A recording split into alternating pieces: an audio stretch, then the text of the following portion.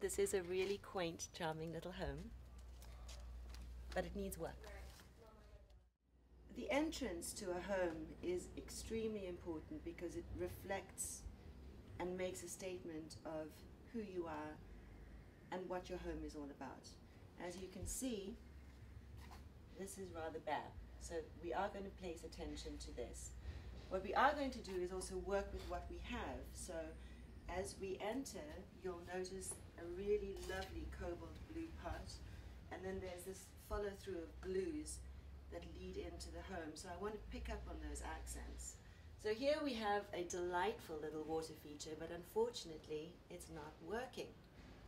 However, by the time that we're finished, this absolutely will be functioning and will be adding a really lovely, gentle, tinkling sound of water as you enter and wait to be let in. I say I love these roses here, but it's just so cluttered, and I think we need a feeling of space. So I have to think about what I'm going to do with these roses, but they're not going to stay here.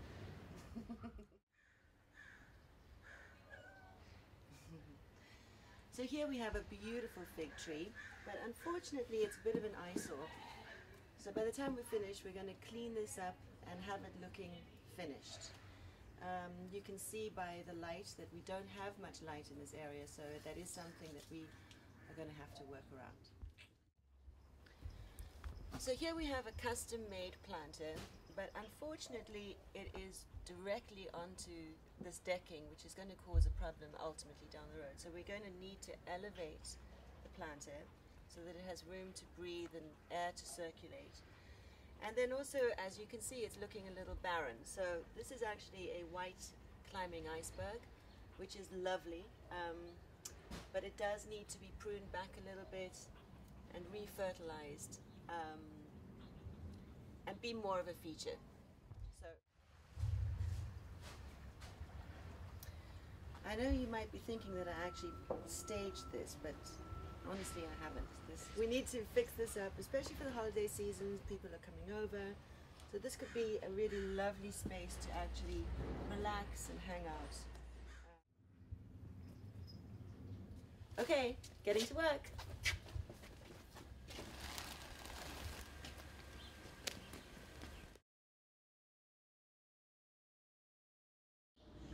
So here we are in rainy Venice Canals. The job was completed, so I wanted to kind of give you an idea of how we finished up. See that I've done a play on the blue with the white stripe and a little French kind of curtain. I thought that was sweet. And then we have our hydrangea over here, which is also a blue colour. Blue pots, which we have filled with jasmine and wired to the fence. Obviously it's young, but my client's an Englishman, and I think once it starts bustling and you enter in with this beautiful scent of jasmine, I think it's going to be quite delicious. He's also a cook, so because we don't have much sun on the other side, I decided to plant some creeping rosemary, which also has a pale blue flower, which will be lovely once it cascades over the containers. So for the front entrance, I've also planted a Goodwin Creek lavender, which is not a very woody lavender, and you'll see there's kind of a through line in the house, so that's our statement for the front entrance. So he did actually have this cute little container, and as I said, I'm trying to keep a through line of the lavender, so I thought that would be pretty on the table.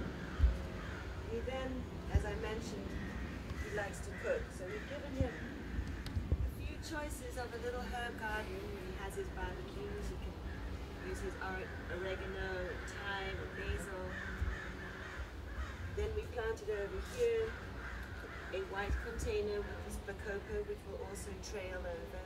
Has a sort of very soft English feel to it, I think. And this is a yellow climbing rose, so we'll have a pale yellow eventually around this window.